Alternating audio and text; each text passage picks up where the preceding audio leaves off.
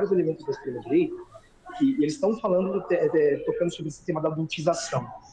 E, surpreendentemente, eles estão apoiando que, de fato, exista uma regulação das redes de pedofilia, etc. Eu acho que realmente se encerrou essa comissão. Eu até mandei uma foto para vocês. Estou passando aqui pelos corredores da comissão enquanto falo com vocês, para ver se a gente fala. Acho que é o Flávio Bolsonaro ali, hein? É o Flávio Bolsonaro. Vamos falar aqui. Boa! Senador, deixa ele falar. Eu tô deixando ele falar, não falei nada. Senador, só um minutinho, o senador está atendendo aqui o público. Vamos entender aqui. Senador, só um minutinho. Vamos ver se ele vai falar com o DCM. Senador, você pode dar uma palavrinha aqui sobre a comissão que aconteceu agora? Sobre esse caso... É mesmo, a nosso cabelo é igual, pô. Pode fazer a foto sim. Está ao vivo aqui, mas faz rapidinho aí. A gente já vai falar com o senador aqui, que estava acontecendo na comissão.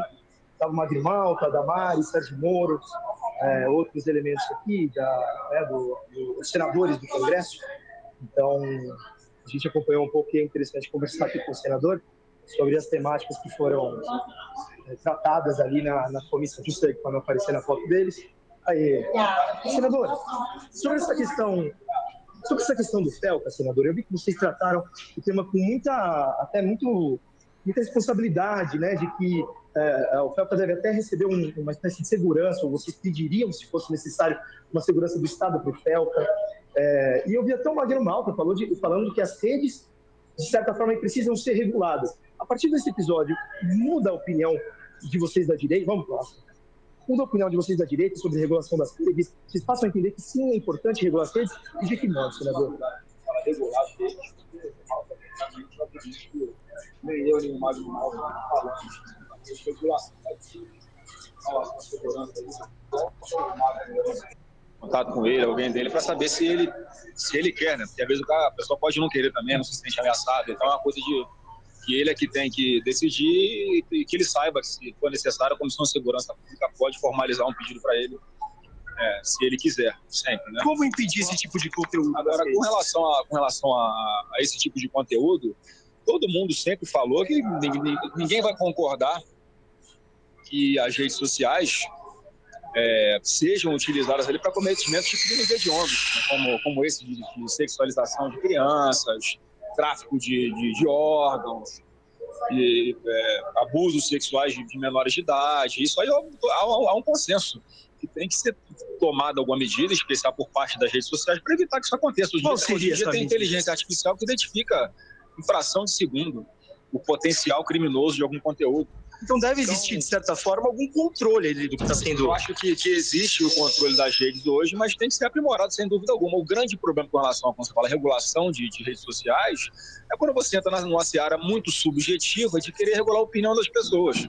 Esse é que é o grande dilema, e essa ferramenta ditatorial foi usada já durante a campanha de 2022, sob a presidência no TSE do ministro Alexandre de Moraes, em que ele dizia que era discurso de ódio, que era fake news, e claramente era uma forma de censurar, em especial a direita, com coisas que eram verdade, mas como ele sabia que prejudicava o Lula, ele simplesmente censurava, alegando que havia uma fake news ou havia algum discurso de ódio, né? Por exemplo, o Lula não era o presidente do Brasil quando houve os maiores esquemas de corrupção no país. O Lula não é próximo de ditadores. Tudo que nós tivemos hoje, que são fatos, foi censurado lá por ocasião das eleições para beneficiar o Lula. Então, a nossa discussão sobre regulação de redes, a preocupação é sempre essa. Há muita subjetividade, você não consegue botar no papel exatamente o que é uma fake news, até porque uma coisa que hoje é tratada como mentira, amanhã pode ver-se que é verdade. E te dou um exemplo aqui agora. Essa questão do FELCA, em 2024, a Antônia Fontinelli fez uma denúncia sobre esses conteúdos postados por esse cara, o Ilan, né, que agora percebe-se que ele fazia um vídeo de cunho sexual infantil. Ela denunciou lá atrás. O que a Justiça da Paraíba fez? Mandou a Antônia Fontinelli, em 24 horas, tirar o vídeo dela em que ela denunciava esse potencial criminoso à época. Então você vê que lá atrás, uma decisão para censurar um vídeo que denunciava, e hoje, passados aí mais de um ano, ou quase um ano, todos chegam à conclusão de que, de fato, Antônio Fontinelli tinha razão. Portanto, lá atrás, se algo fosse feito, ele não teria feito mais vítimas ao longo de todo esse tempo. Esse vídeo do Antônio, por exemplo, esse vídeo, entre outros aqui, se existisse um controle maior do que está sendo postado nas redes, esse tipo de episódio não aconteceria, porque, por exemplo, como você disse, se esse vídeo do Antônio Fontinelli fosse de fato analisado, eu entender que é uma denúncia. Ou seja, o controle pode ser bom. Não pode ser bom de jeito nenhum.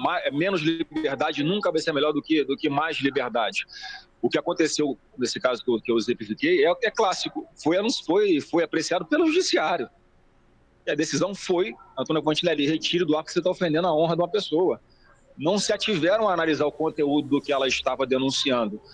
Por que será? Será que é só porque ela se colocava como uma pessoa de direita? Então, assim, óbvio que tem que tomar muito cuidado. A gente não pode achar que o simples fato de alguém no poder judiciário vai ter ali a condição de falar o que é o que não é fake news. O que tem consenso, acredito eu, entre todos, é que ninguém concorda, né, nem que internet, né, nem que telefone, nem que sinal de fumaça, qualquer instrumento que exista, possa ser utilizado para facilitar o cometimento de crimes hediondos. A gente está falando de crimes hediondos, não estamos falando de questões de opinião. Uma última pergunta. O Rodrigo Constantino, né, o jornalista que é classificado na direita, ele disse que o que está acontecendo com relação aos vídeos do Felca, na verdade, é uma armadilha para a censura das redes. Como que você vê essa opinião que, de certa forma, está indo contra o conteúdo do Felca? Não, na verdade, o que ele está alertando é uma prática que a esquerda sempre faz, né, de aproveitar esse tipo de situação para ir muito além daquilo que é a discussão que nós estamos tendo aqui agora. Ninguém é a favor de que uma pessoa se utilize de vídeos, de conteúdos, seja em redes sociais, né, seja por intermédio de WhatsApp, para sexualizar crianças, para, enfim, fazer exploração sexual infantil. Ninguém vai ser a favor disso. Só que, mais uma vez, a gente não pode querer achar que o problema é um instrumento. O problema são sempre as pessoas, né? Uma arma não mata ninguém sozinho em cima da mesa. Alguém tem que puxar o gatilho. Então, você não pode responsabilizar a arma, você tem que responsabilizar a pessoa que puxou o gatilho.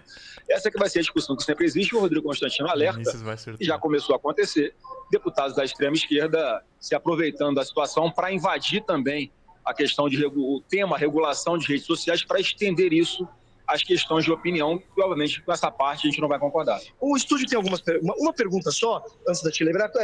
Vini, você quer soltar aqui uma pergunta para eu passar para o senador? Oi, Fabrício, quero sim. Senador, boa tarde para o senador. Eu vou reproduzir, tá? Ele não está te ouvindo. Tudo bem.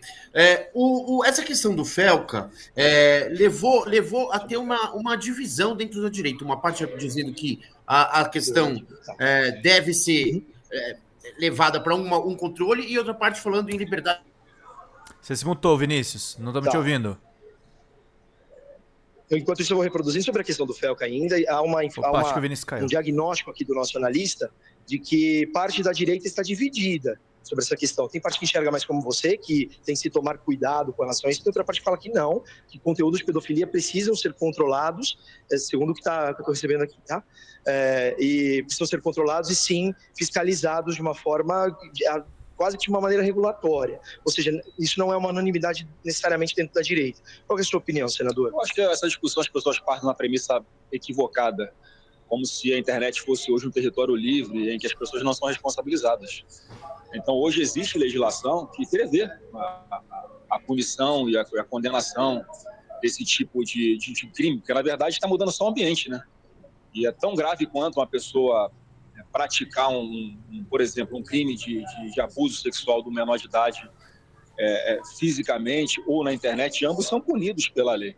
O que eu acho que a gente tem que atentar é que hoje, mais uma vez, eu insisto que um caminho pode ser esse, né? Aliás, dois caminhos que eu acho que dá para a gente trabalhar. Primeiro é que haja uns prazos judiciais serem muito mais curtos para dar resposta a esse tipo de crime. Olha, tem 24 horas, tem 6 horas para analisar, isso no caso de alguém provocar o judiciário, né? Para analisar se esse conteúdo deve ou não ser retirado do ar e fundamentar por quê. E o outro caminho, como eu falei, o uso hoje de inteligência artificial, eu acho que isso pode ser aprimorado, em especial pelas plataformas, para fazer um trabalho mais efetivo para pescar quais são esses conteúdos, alimentar essa inteligência artificial e inviabilizar esse tipo de coisa venha ao ar. Só que assim, é importante destacar em qualquer mudança legal que nós possamos fazer aqui no Congresso, que essa subjetividade na relação na regulação de redes sociais, essa subjetividade tem que ser o mais próximo de zero possível.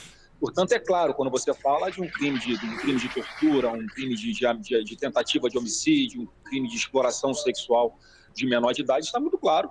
Eu acho difícil alguém discordar que esse tipo de conteúdo não deva ser retirado do ar.